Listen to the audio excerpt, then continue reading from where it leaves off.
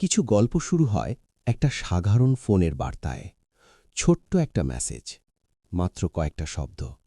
কিন্তু সেই শব্দগুলো পড়ার পর জীবনটা আর আগের মতো থাকে না, থাকতে পারে না। নীলার গল্পটাও ঠিক এভাবেই শুরু হয়েছিল। রাতের ঢাকা তখন ঘুমে আচ্ছন্ন। সাততলার ব্যালকনিতে এক কাপ ঠান্ডা চা হাতে দাঁড়িয়ে নীলা ভাবছিল তার বাবার কথা। ৩ বছর আগে হারিয়ে যাওয়া সেই মানুষটা, যার চোখে সে কখনো মিথ্যের ছায়া দেখেনি, যার কণ্ঠস্বর এখন শুধু স্বপ্নেই হানা দেয়, আর ঘুম ভাঙলেই ভোরের কুয়াশার মতো মিলিয়ে যায়, আঁকড়ে ধরা যায় না। ঠিক তখনই ফোনটা কেঁপে উঠল। স্ক্রিনে ভেসে এলো একটি লাইন, তুমি যা খুঁজছ সেটা আমার কাছে আছে। নীলা হাসান, বয়স ২৭, পেশায় আর্কিটেক্ট। ধানমন্ডির এই ৭তলা ফ্ল্যাটে সে থাকে একদম একা। মা চলে গেছেন ছোটবেলায়, আর বাবা গেলেন আজ থেকে ঠিক ৩ বছর আগে। এখন তার জগৎ বলতে শুধুই তার কাজ আর এই নিঃসঙ্গতা। আর্কিটেক্টের চোখ দিয়ে নীলা পৃথিবীটাকে একটু ভিন্নভাবে দেখে। কোন বাড়িটার কার্নিশ ক্ষয়ে যাচ্ছে, কোথায় আলোর অপচয় হচ্ছে, কিংবা কোন গলিটা আরেকটু প্রশস্ত হলে মানুষের হাঁটতে সুবিধে হতো, এসবই তার নজরে পড়ে।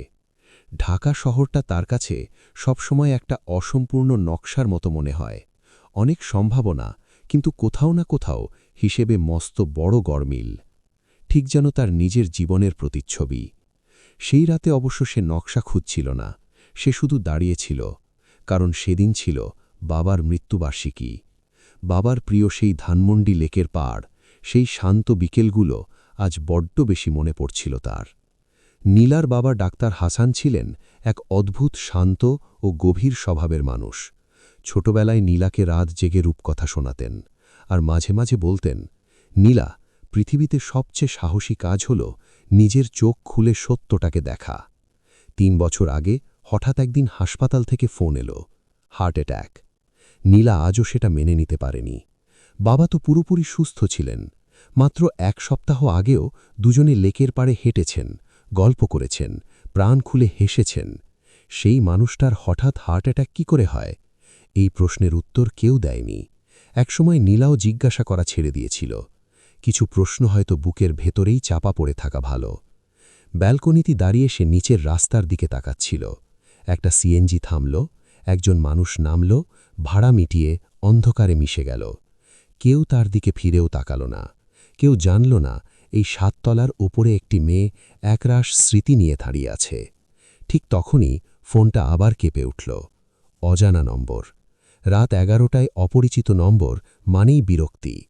নীলা মেসেজটা ডিলিট করতে গিয়েও কেন যেন থেমে গেল। মেসেজটা খুলতেই তার বুকের ভেতরটা ধক করে উঠল। তুমি যা খুঁজছ সেটা আমার কাছে আছে। সে কি খুঁজছে? হারানো কোনো ফাইল, নাকি ফেলে আসা কোনো স্মৃতি? নীলা নিজেও জানে না। হয়তো সে সেই সত্যটা খুঁজছে যা বাবা তাকে দেখতে বলেছিলেন। হয়তো সে খুঁজছে সেই মানুষটার হঠাৎ চলে যাওয়ার রহস্য।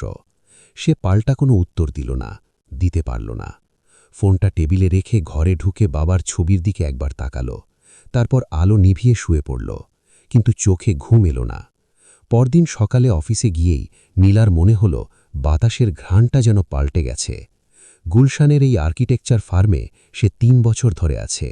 এখানকার সব কিছু তার মুখস্থ। রিসেপশনিস্টের চুলের কমলা ক্লিপ থেকে শুরু করে প্যান্ট্রির সেই চিরচেনা কফি আর পুরনো কাগজের মিশ্রিত ঘ্রাণ। কিন্তু আজ করিডোর দিয়ে হাঁটার সময় তার মনে হল কেউ একজন তাকে অনুসরণ করছে। সে থামল। কফি মেশিনের পাশে দাঁড়িয়েছিল রাফি আহমেদ, পিঠ ফেরানো। রাফি মানুষটা একটু অন্যরকম, লম্বা, শান্ত, কিন্তু তার কাঁধে সবসময় একটা অদৃশ্য বিষণ্ণতার ভার থাকে। ২ বছর ধরে একই অফিসে কাজ করলেও নীলা তাকে কখনো পুরোপুরি বুঝে উঠতে পারেনি। রাফি হাসে, কথা বলে, কাজেও সাহায্য করে, কিন্তু নিজের চারপাশে এমন এক স্বচ্ছ দেওয়াল তুলে রেখেছে যা ভেদ করা অসম্ভব। নীলা তাকে ডাকল। রাফি ঘুরল। সেই মুহূর্তে রাফির চোখে এক পলকের জন্য এমন একটা ভাব ফুটে উঠল যা ঠিক বিস্ময় নয়, যেন সে জানত নীলা তাকে ডাকবে, যেন সেই ডাকটার জন্যই এতক্ষণ অপেক্ষা করছিল। কিছু হয়েছে? নীলা জানতে চাইল। কিছু না। রাফি সেই পরিচিত হাসল, যে হাসিতে ঠোঁট চওড়া হয় কিন্তু দাঁত দেখা যায় না। আজ একটু দেরি করলে যে? রাতে ঠিকমতো ঘুম হয়নি। কেন? নীলা একটু থামল। কাল রাতের সেই রহস্যময় মেসেজটার কথা কি বলবে? শেষমেশ বলল না, এমনি। কিন্তু সারাটা দিন রাফি নীলার চোখের দিকে তাকালো না। মিটিংয়ে পাশে বসল, দুপুরে একসঙ্গে লাঞ্চ করল, তবু বারবার চোখ সরিয়ে নিল, যেন নীলার চোখের দিকে তাকালেই কোনো গোপন কিছু ধসে পড়বে। বিকেলে অফিস থেকে বেরোনোর সময় নীলা তাকে সোজাসুজি জিজ্ঞেস করল, তুমি কি ঠিক আছো? আজ সারাদিন একবারও আমার দিকে তাকাওনি? রাফি থামল, একটু চুপ থেকে ফিরে তাকালো। সেই চোখে এবার এক গভীর ক্লান্তি। তাকিয়েছি, সে খুব নিচু স্বরে বলল, তুমি খেয়াল করনি। বলেই সে ভিড়ের মধ্যে মিশে গেল। নীলা স্তব্ধ হয়ে দাঁড়িয়ে রইল। বাসায় ফিরে নীলার হঠাৎই মনে হল বাবার ডায়েরিটা একবার দেখা দরকার। বাবার ঘরটা সে ৩ বছরেও বিশেষ ঘাটেনি। পুরনো বইয়ের গন্ধ, পড়ার টেবিল, কোণের সেই বড় আলমারি, সবই আগের মতো আছে। এই ঘরে ঢুকলেই মনে হয় বাবা এইমাত্র ঘর থেকে বেরোলেন, এক্ষুনি ফিরে আসবেন। আলমারির নিচের তাকে হাত দিল নীলা, যেখানে বাবা নিয়মিত ডায়েরি লিখতেন। জায়গাটা ফাঁকা। সে হন্যে হয়ে খুঁজল। ফাইল সরালো, পুরনো চিঠির বান্ডিল হাতড়ালো, এমনকি বাবার সেই প্রিয় শালটাও, যেটায় এখনও বাবার গায়ের গন্ধ লেগে আছে, সেটাও সরিয়ে দেখল। কিন্তু ডায়েরিটা নেই।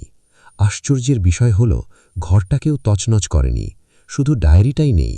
কেউ খুব সন্তর্পণে এই ঘর থেকে ওটা নিয়ে গেছে। নীলার শির দণ্ডা দিয়ে একটা হিম শীতল স্রোত বয়ে গেল। বাইরে তখন বৃষ্টি নামল। জানালার কাঁচে বৃষ্টির ফোঁটাগুলো যেন তীরের মতো বিঁধছে। তখনই ফোনটা আবার কাঁপল। একই নম্বর। এবার মাত্র 2টো শব্দ। সময় কম। নীলার হাত কাঁপছিল। সে মরিয়া হয়ে টাইপ করল, আপনি কে? স্ক্রিনে দেখা গেল কেউ টাইপ করছে। 3টি বিন্দু নাচছে। নীলা নিঃশ্বাস বন্ধ করে তাকিয়ে রইল। কিন্তু পরক্ষণেই বিন্দুগুলো মিলিয়ে গেল। কোনো উত্তর এলো না। নীলা অন্ধকার ঘরে ডায়েরি হারানো আলমারির সামনে বসে রইল। বাইরে বৃষ্টির শব্দ আরও বাড়ল। সে মনে মনে শুধু একটাই কথা ভাবল, বাবা, কি লিখেছিলে তুমি ওই ডায়েরিতে? আর কার হাতেই বা এখন সেটা আছে? বাবার হার্ট অ্যাটাক কি আসলেই স্বাভাবিক ছিল? ডায়েরিটা কি তবে কোনো বড় ষড়যন্ত্রের সাক্ষী? আপনাদের কি মনে হয় রাফি কি সব জানে? জানার জন্য সাথেই থাকুন। ডায়েরির শেষ পাতা, 2য় পর্ব আসছে খুব শিগগিরই।